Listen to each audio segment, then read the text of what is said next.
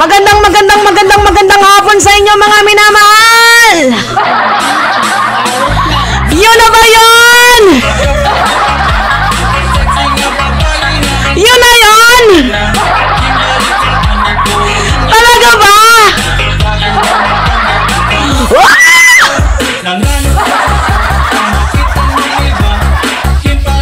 Parang kamukha naman yun ni Xi Jinping. Hindi nga, seryoso!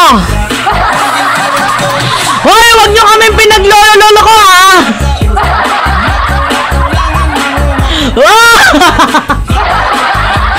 Hindi, ito na. Ready na ba mga minamahal?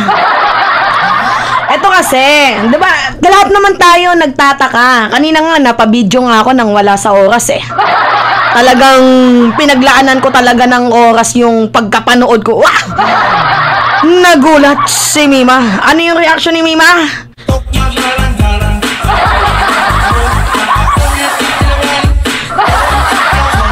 Parang napasayaw na lang ako nung nakita ko yun. Sabi ko, buwa ka na nga ng 2 taon, mga minamahal. 2 taon tayong nag-antay sa pulboronic video na yan. Tapos nung nakita natin, 4 seconds lang naman pala.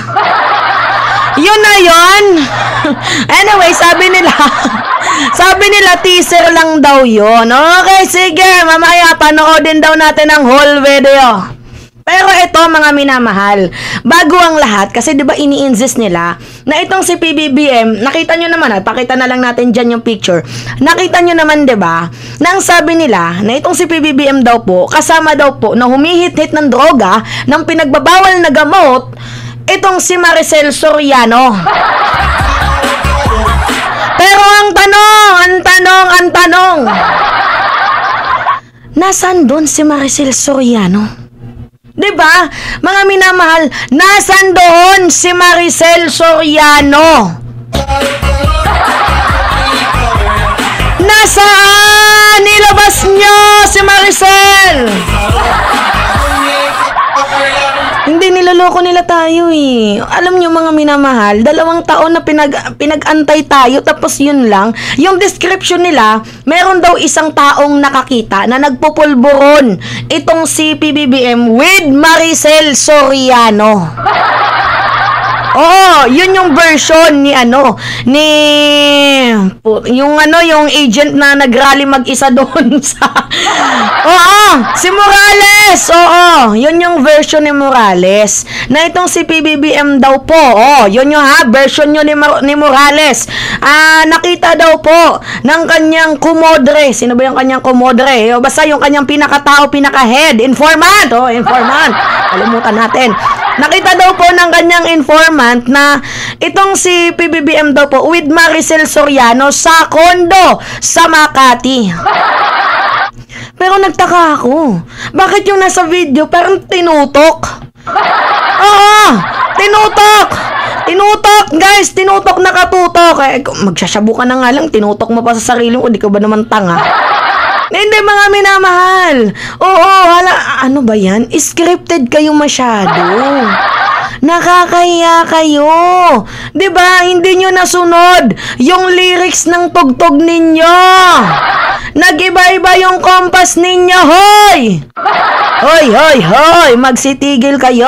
Ano pinanggagawa nyo sa sarili nyo. Tapos ngayon, eto mga minamahal, meron pong nilabas na press release po ang Department of National Defense. Merong nilabas. Basahin natin Basahin natin. Statement. The obviously fake video being circulated emanating from a Maisog gathering in Los Angeles, again, a maliciously crude attempt to destabilize the administration of the President Marcos Jr., they will not succeed. Hindi. Yan naman kasi yung punto. Hoy, Department of National Defense. Hindi mo ba nakukuha yung punto? Yung punto nila is to destabilize, to character assassinate the President. Yun naman talaga, isang tao nga dyan. Tahong ni Maharlikang Kifi. Kung ano nang pinagsasabi ng babaeng hitad. Tapos guys, tingnan nyo yung video, naka-private. Bakit private? Hindi. Magkalinawan tayo. O kung totoo yung video, bakit naka-private? 'Di ba? O basahin pa natin yung yung press release ng DND. Even the release of the contrived video in the USA is cowardly attempt to escape Philippine criminal jurisdiction. O, tama! Palakpakan natin. We urge the proper U.S. authorities to investigate and bring to the justice of perpetrators of this disgusting act. O, yan. Mukhang mapapanagot ata itong si Maharlika. Siya yung naglabas ng video eh. Press 1 nga sa mga gustong makulong si Maharlika. O, press 1. Ang daming nagpe-press 1. Lahat gustong makulong si Maharlika eh. Hindi, seryoso. Mag-usap nga tayo mga minamahal. Yun na yun. Sa mga dilis dyan, naku, pinag-abalahan nyo. Nagsayang kayo ng 4 na segundo na ginastusan nyo ng milyones. Tapos, yun lang yung ipapakita ninyo? Yun lang? Yun lang. Hindi man lang kami nasatisfied. Diba? O, yung unang palabas ninyo, nandun, kasama si Maricel Soriano. O, nasaan si Maricel doon? Hindi, nasaan si Maricel doon? O, yun yung tanong, nasaan si Maricel Soriano doon? Maglalabas na nga lang kayo ng video, hindi pa convincing. Basta meron lang maipakita. Mga mema kayo! Mema sabi! Yun naman talaga eh. Sinabayan nila yung SONA ngayon ni PBBM. Kung merong mga komunista na mga nagrarally, kasi yan naman yung tawag ng mga dilis, diba, nung panahon ni Digong, once na nagrarally sa SONA, komunista na yung tawag nila. Oo, tapos ngayon sila na yung nagrarally, sila yung mga komunista na nandoon sa sa batasan. Mga tanga talaga eh, no? Utak pulpul. Yan lang ba yung kaya nyo? Wala na bang mas hihigit pa doon? Sa picture ni... Hindi ko pwedeng ipakita yung picture. Ay, yung video, mga minamahal. Baka ma-take down ang ating channel. Pero, ito. Sa cellphone baka pwede. Pinakita ko na to kanina eh. Ito yung sa cellphone. Tayo yung yung mag-ano dito. Pakita ko Ito yung nasa cellphone. Ba't ang bagal ng pag-play ng video dito? Ito. Yan. Yan! Yan na yun! Tingnan nyo. Robotics, tingnan nyo mukha, Yan na yun! Hindi naman ganyan yung mukha ni PBBM nung 2011 eh.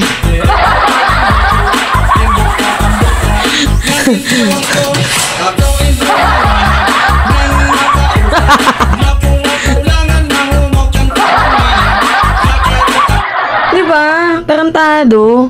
Hindi guys, magkalinawan tayo. Ang unang lapses dito, hindi ganyan yung muka ni President Marcos noong 2011. Hindi ganyan. Ito yung muka ni PBBM kahit saan nyo i-search. Ito talaga yung muka ni President Marcos noong 2011. Long hair si PBBM. Long hair po ang lolo ninyo. Long hair po si President Marcos. Tapos yung nasa video, parang yung kabataan ni Xi Jinping. Hindi, mga minamahal. Totoo, hindi tayo nakikipaglokohan dito. Kaya nga, mag-i-edit na nga lang kayo ng video. Dapat sana yung satisfying. Dapat sana yung makatotohanan, hindi yung mema play lang. Mema sira lang. Hindi, ito naman yung sinasabi ni Harry Roque na pinaka-aabangan. Ito na ba yun? Hindi, ito na ba yun? Diyos ko po. Diyos ko po, mas gusto ko na lang mag-zumba. Sumabay sa zumba ninyo yung people sona ninyo. Hindi, ito yung sabi ni Harry Roque guys, na once na nakita nyo daw yung video, makikita nyo daw na magagalit ang taong bayan. Hindi, totoo. Yan yung sabi ni Harry Roque, magagalit daw ang taong bayan pag nakita yung video na nagpupulburon si PBBM. Kaso nung nakita ko, hindi ako nagalit. Sabi ko, ay, baka mukhang papagalitan ninyo yung editor ninyo, palpak. Natuwa ako. Sa sobrang tuwa ko, napasayaw ako ng tahong ni Darla.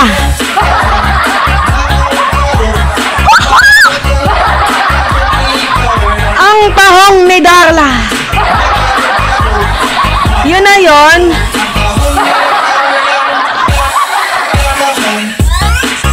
Talaga ba, Harry Roque? Hindi minamahal.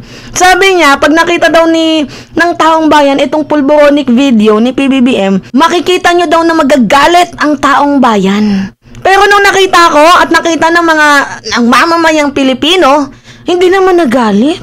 Alam mo kung ano yung naging reaksyon nila? Natuwa. Kasi nakakatawa naman talaga. Di ba? Palpak, pinag-isipan nyo, umigit kumulang 2 taon, yun na yun. Sabi daw, teaser daw, saan yung yung whole video? Diba? Sino kaya yung editor nito? Naku, lagot ka. Yari ka. Diba? Anyway, yun guys. It's me again, si Mima Alicia nyo, at nagbabalik ulit para sa ating panibagong video.